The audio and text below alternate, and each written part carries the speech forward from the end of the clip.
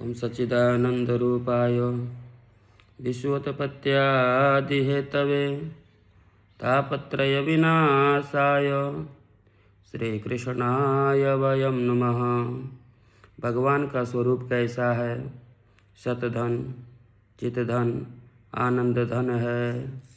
ऐसे सच्चिदानंद स्वरूप जो समस्त विश्व का पालन, सृजन और संहरण तीनों के जो हेतुभूत हैं तथा जिनकी पावन चरण शरण ग्रहण करते ही जीव के तापत्रय समाप्त हो जाते हैं, ऐसे गोविंद के पाद पद्मों में हम सब मिलकर बारंबार प्रणाम करते हैं।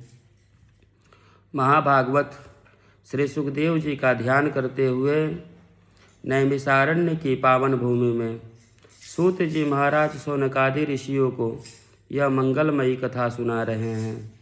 हम भी अपने मन को वहीं लेकर चलें। 88,000 ऋषियों के मध्य श्री शौनक जी महाराज प्रधान श्रोता बनकर सबका प्रतिनिधित्व कर रहे हैं और आयु में जो छोटे हैं ऐसे श्री सूत जी महाराज व्यासपीठ पर सुशोभित हो रहे हैं। शौनक जी आयु में बड़े हैं पर वयोवृद्ध होकर भी श्रोता बनकर बैठे हैं और इनकी विशेषता यह है कि कथामृत रसास्वादः कुशलः शौनको ब्रवीत। भगवान का कथामृत पान करने में परम कुशल है। जब श्रोता बनकर बैठते हैं तो महान विद्वान और वयोवृद्ध होकर भी एकदम अनभिघ्न बन जाते हैं। यही इनकी कुशलता है। आज शौनक जी सूत जी को नमन करके पूछते हैं। अज्ञान ध्वांत बिंदवंश कोटि सूर्य समप्रभा सूताख्यायी कथा सारम मम करुण रसायन। हे सूत जी महाराज, हम लोगों के हृदय में अज्ञान का घोर अंधकार व्याप्त है। यह त्रिभुवन के अंधकार को दूर करने में तो भगवान सूर्य समर्थ है, पर जीव के हृदयगत अज्ञान अंधकार को सूर्य की किरणें दूर नहीं कर सकती। हे सूत जी महाराज, उस अज्ञान तिमिर को ध्वस्त करने के लिए आपके पास करोड़ों सूर्य के समान ज्ञान का प्रकाश है। उस ज्ञान की एक किरण हम लोगों के हृदय पटल पर भी डाल दीजिए, जिससे हमारा अज्ञान तिमिर ध्वस्त हो जाए। हम यह जानना चाहते हैं कि भक्ति, ज्ञान और वैराग को बढ़ाने के लिए वैष्णव लोग क्या करते हैं। ऐसा कौन सा कार्य किया जाए जिससे माया मोह का निवारण हो जाए।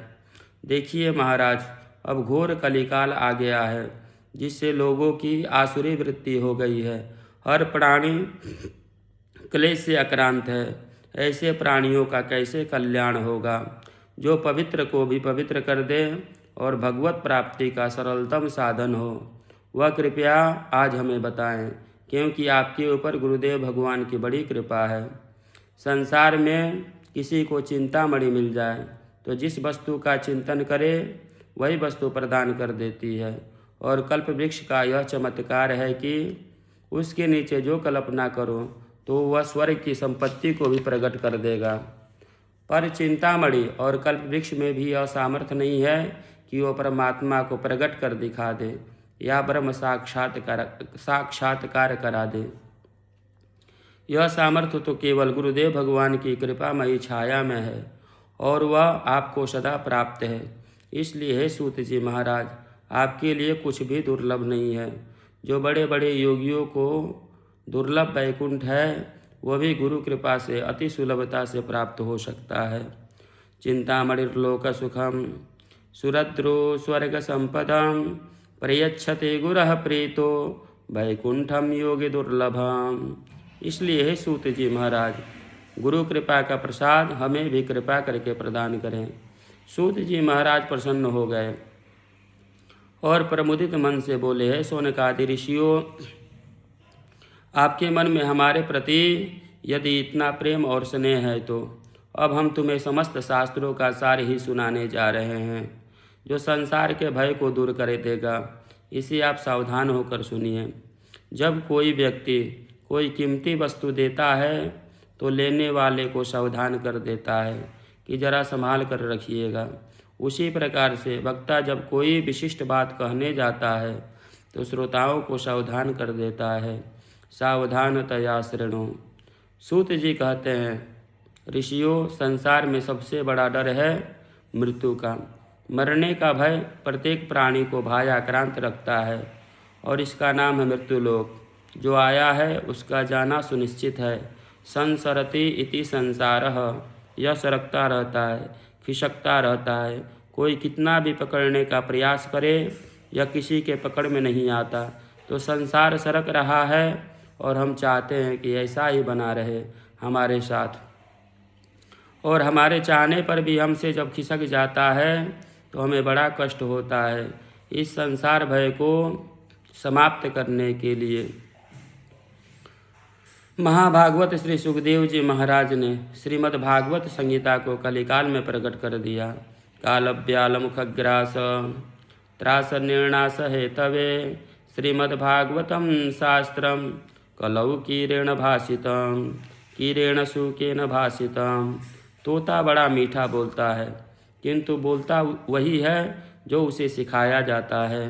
तो सुखदेव जी महाराज ने भी जगत में कल्याणकारी भगवत रूपी फल प्रदान तो किया, पर यह मनमुखी फल नहीं है। उन्हें भी आचार्य परंपरा से जो प्राप्त हुआ वही उन्होंने संसार को दिया। जब महाराज परीक्षित के सामने मृत्यु का भय उपस्थित हुआ, 7 दिन में मरना सुनिश्चित हो गया, तो वे अपने कल्याण का मार्ग खोजने लगे। उसी समय महामुनि सुखदेव जी ने ही श्रीमद्भागवत संहिता के द्वारा परीक्षित को भय मुक्त कर दिया। जैसे ही गंगा के तट पर सुखदेव जी महाराज भागवत संहिता का प्रवचन करने के लिए विराजमान हुए, तो देवताओं को पता चल गया। सुधा कुंभम गृहीत्वैव देवास्तत्र समागमन। सभी देवता लोग अमृत का कलश लेकर आए और सुखदेव जी को प्रणाम करके अमृत का कलश सामने रख दिया। देवता बोले, महाराज, हमने जैसे सुना कि परीक्षित के सामने मृत्यु का भय उपस्थित हुआ है, इसलिए आप इन्हें कथा सुनाने जा रहे हैं। महाराज जी, अमृत का कलश हम ले आए हैं, परीक्षित को यह अमृत पिला दीजिए, तो वह मृत्यु भय से मुक्त हो जाएंगे। सुखदेव जी को सुनकर बड़ा आश्चर्य हुआ कि देवता इतने परमार्थी कब से हो गए। इस मृत्युलोक में तो आए दिन लोग मरते रहते हैं, न हमने बुलाया न परीक्षित ने पुकारा, तो फिर बिना बुलाए ही देवता अमृत ले आए। ये महान आश्चर्य है।